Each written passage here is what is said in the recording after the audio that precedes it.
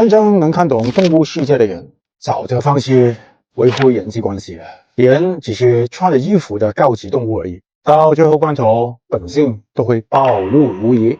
你对任何人的关系，并不取决于你对他有多好，而是更多的取决于你实力的强弱。你有权有势，能为别人带来好处的时候，身边永远不会缺对你殷勤周到的朋友。而你一旦消沉，就会发现连一个能听你诉苦的朋友都没有。世界上有两种东西不能持续，一个是太阳，一个是人心。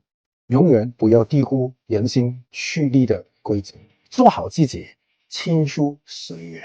最后，在这个人人都有慕强心，一个靠实力决定一切的社会里，姐夫给大家分享一个强者定律：没有永远的朋友，只有永远的利益。不努力就会被淘汰，不强大就会被伤害。